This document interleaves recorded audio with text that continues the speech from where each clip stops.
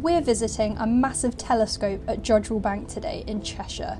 This is a UNESCO World Heritage site and was once the world's largest steerable radio telescope. Henry and I were excited to see how its design allows it to pick up incredibly faint radio waves from space, and why it's such an icon in astrophysics and history. This dish doesn't just listen to the universe, it also bounces radio signals off planets to study our solar system. And the sheep get to learn all about it every day and they don't even pay the tickets.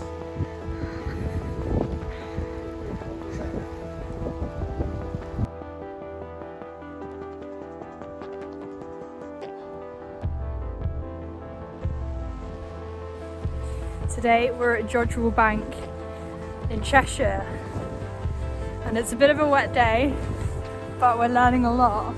Okay, so we're about to do an experiment. So we're going to learn how the satellite dish, well, how dishes work in general.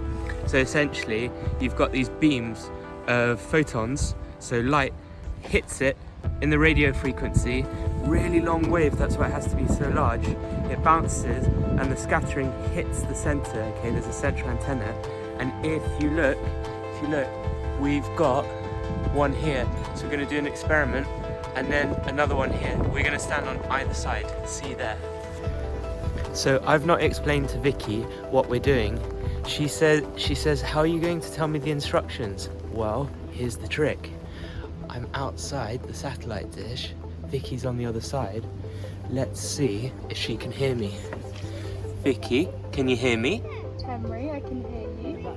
Okay, maybe our listeners can't hear, so I'm going to put our listeners right where I'm speaking. Vicky, will you tell our audience?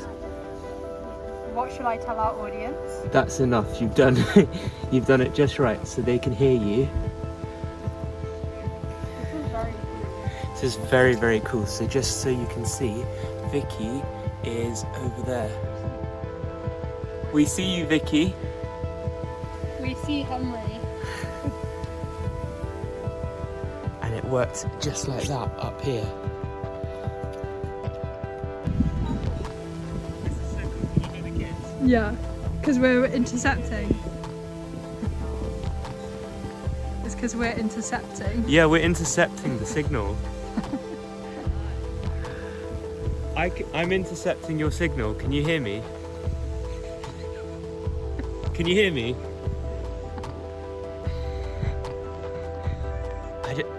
I don't think you can hear me. So we are spies right now. We're intercepting their signals. Right.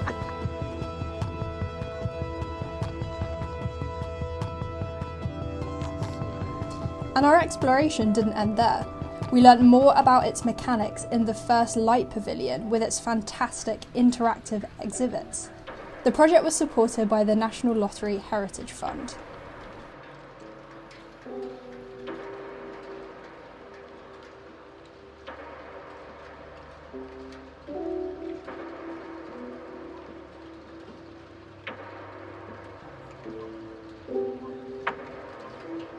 I'm going to point it at Vicky. We saw how the giant parabolic dish focuses distant radio waves to a point where they can be detected. Henry explains more about that here. So, as you can see, it's a hemispherical dome, right? And so the hemisphere allows distant radio signals to bounce and hit that central antenna. So in fact, most of it is very simple. It's just a surface, and the technology is all right at the tip of that tower. Its rotation mechanisms are extraordinary, allowing the telescope to be pointed at any object in the sky.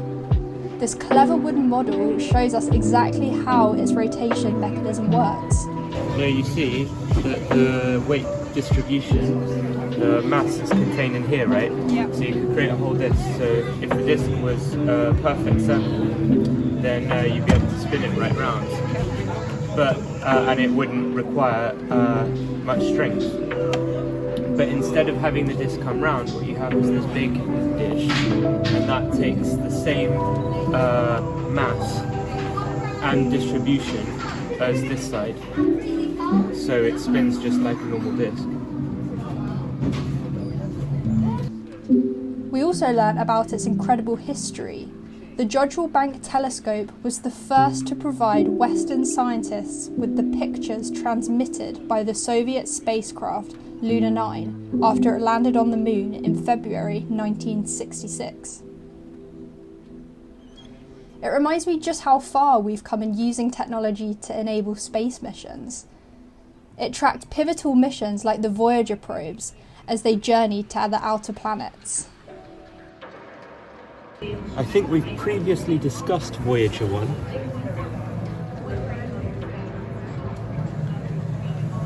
So Voyager 1 is our most distant spacecraft. It's more than 14 million miles away and has now left the solar system. It carries the famous golden record, which contains messages, music, photographs and more for alien life which may eventually find it.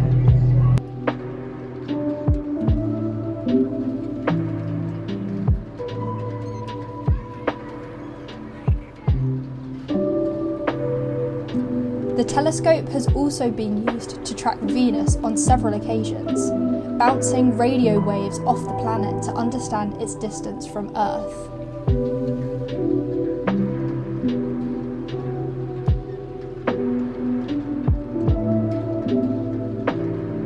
So, Venus, the evil twin of planet Earth. This planet is very hot, it's at 462 degrees Celsius and has a poisonous atmosphere. Jodrell Bank measured the distance to Venus by bouncing radio signals off its surface and measuring the time it took to return.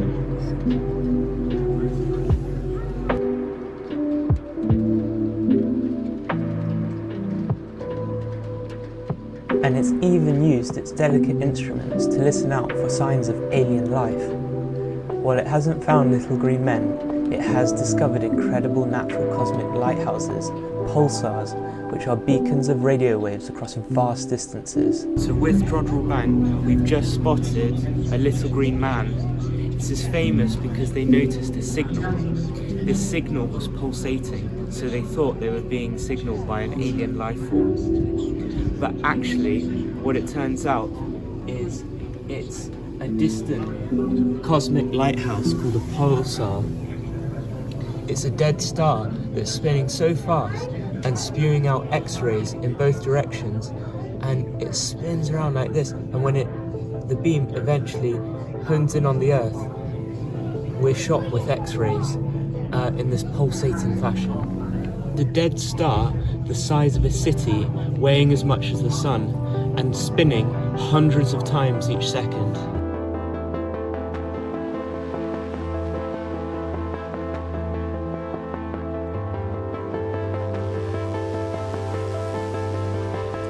It's pretty incredible to think that this telescope, in the middle of Cheshire, has been tracking this kind of activity since it was built. What an incredible collaboration between science and design. Where should we explore next? Let us know in the comments and make sure to subscribe to our channel. We'll see you soon.